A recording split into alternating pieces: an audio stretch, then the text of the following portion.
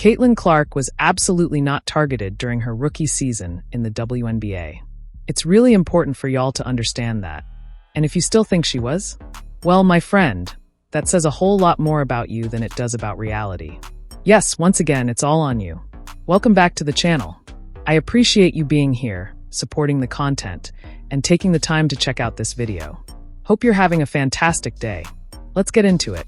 So, I was thinking about this the other day when I did that video on Natasha Cloud, and she went out there saying it's all BS that Caitlin Clark was targeted. And of course, she threw in that word, the one. Because if you do think Caitlin was targeted, well, that automatically makes you ist in some way, right? That got me thinking. I've done little bits here and there on the flagrant fouls and the hard fouls, but I figured, let's really go back in. Let's dig into this again. And huge shout out to Sesse's a superhero on Twitter for putting this together. It saved me from having to dig through my absolute disaster of a computer trying to find clips. Now, when I first played it, I had the volume off, and I was like, oh, perfect, I'll get the Natasha Cloud clips in the audio, and we'll break it all down. And wouldn't you know it, he already overlaid her words right on top of it. But first, I want to play this without her audio. Just watch, break it down as we go. And for those who didn't catch that first video, make sure to really listen when we get to her words. Oh, and by the way, yeah, that wasn't called at all. Oh, bam. Bam. Yeah, she's... Oh, hold up, don't go just yet. Oh man, Caitlin, oh boy. Caitlin Clark in flagrant fouls. Yeah, the Fever rookie has had the most committed against her in the WNBA, and yet she says, no, they're not that bad. Of course, they say they're not that bad, because we have to excuse it, right? That number, by the way, is 17% of the league's total. But here's the thing, if you watched her this season, you know that number should be a lot higher because she didn't get any calls. She didn't get any calls. I mean, even that Kennedy Carter one, the same game where Angel Reese delivered that blow to the head, wasn't called a flagrant foul during the game. They only upgraded it after the fact. Yeah, and this is great too. There it is, there's the 17%. Then we've got 80% of them committed by the Chicago Sky. There's that. Oh yeah, and that's a shoulder to the chin. They're literally trying to knock her out. It's wild. Oh, and in case you didn't know what that was in the Seattle game, where Caitlin was just trying to go back to her bench, and Skylar Diggins-Smith comes up from behind, shoulders her, and Caitlin just rolls with it, redirects her right into the Seattle bench. And then the coach throws a hissy fit, even though it was her own player acting like a childish little you-know-what by going after Caitlin from behind. Absolutely wild. His is the blow to the head by Angel Reese, of course, and it continues. Yeah, we know what that was.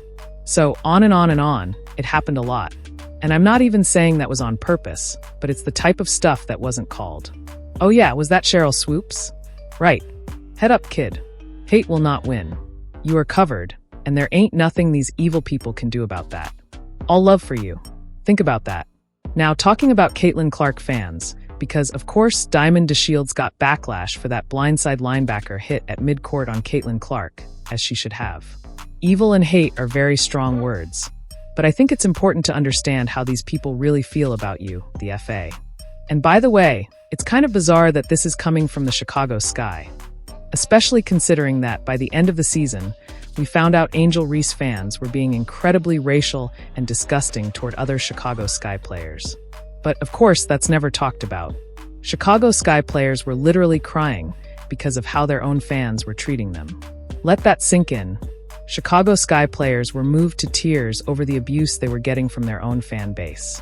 The Chicago Sky might just have the worst fan base in the WNBA. Though, to be fair, they've got some competition with the Las Vegas Faceless Aces. But anyway, let's keep it moving. Oh yeah, there's the eye poke.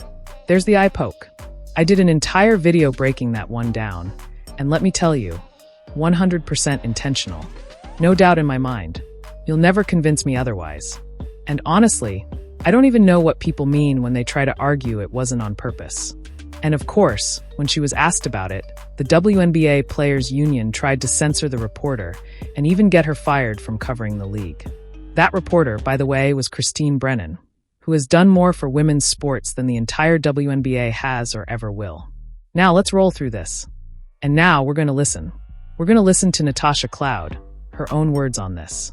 As you're watching, just keep in mind everything she's saying about the so-called lack of targeting. And then, of course, pay close attention to what she calls all of you. Like, marketers were trying to figure out, like, yeah, we have all of these amazing players and these amazing personalities, but can we push the demographic? And then when Caitlin Clark got to the league, the Angel Reeses got to the league, and they might have been fouled hard. The same thing I saw happen with Shamika Holsclaw, though. You see my tooth knocked out? Yeah, Rookie season, Jewel Lloyd.